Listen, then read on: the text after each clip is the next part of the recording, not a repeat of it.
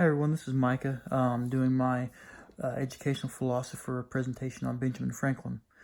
Benjamin Franklin lived between 1706 and 1790 and wasn't just an influential founding father of our nation, but he was very influential in our education system. He had a few different educational ideas. He believed that education should be learned through experience, which, as we know from our reading, is known as epistemology. Now, the two philosophical ideas that specifically teach to learning through experience are realism and neoscholasticism. Realism is learning through the physical world. A good example is if a tree falls in the woods, doesn't make a sound. We know by science that yes, it does, because when two things hit together, they make a sound whether we're there or not. And neoscholasticism is based on the knowledge of those physical laws as well as supernatural faith. Now, Franklin also believed that education and religion don't necessarily go hand in hand. He believed that religion should be taught in the church, while morality is taught in the classroom. A lot of his critics didn't agree with this at the time period because they were still believe that education should revolve around the old Puritan system, which required scripture reading during the day of the school teaching, as well as that young children were just miniature adults who were sinful by nature.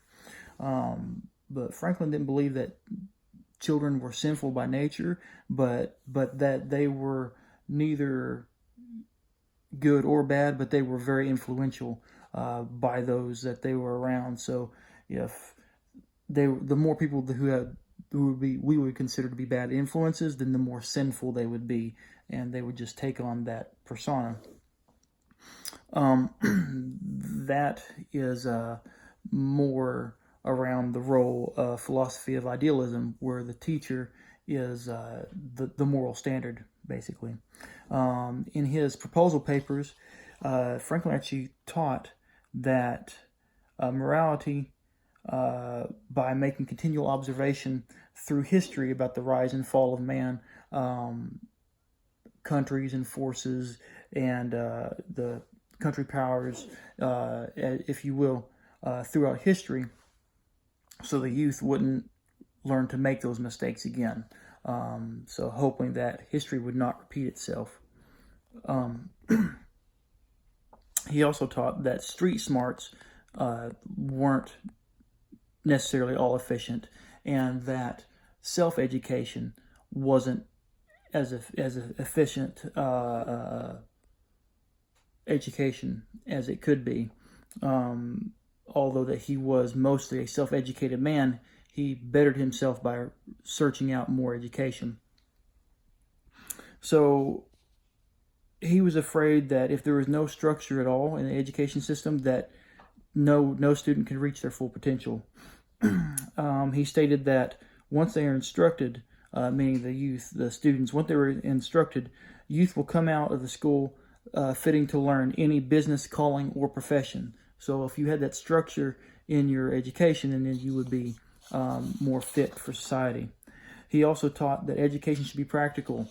If you can't teach something useful, then it's not worth teaching. Again, in his proposals, he stated that they ought to be taught things that were useful and things that were ornamental. He specifically stated that art as a subject, or painting and such, is long, but time with students is short. His impacts: he promoted education should be available to everyone, not just the social elite. He worked on improving the quality of education by founding many universities and even some of our first libraries, by touring Europe and taking on that model of what the elite would have, and then bringing it back to the United States. And he was an advocate of bringing that elite education that we just briefly spoke about to the ordinary individual. He didn't feel that everyone needed to learn a foreign language, but if you wanted to learn a foreign language, then you should be encouraged to do so. He was more of an advocate for English as speaking properly, reading properly, writing properly, arithmetic, and studies that were only necessary to make you a better functioning individual in society. That, in a nutshell, is Benjamin Franklin and his educational ideas and his impacts. As we know, he wasn't just a philosopher and founding politician and statesman of our country, that he also helped build our education system.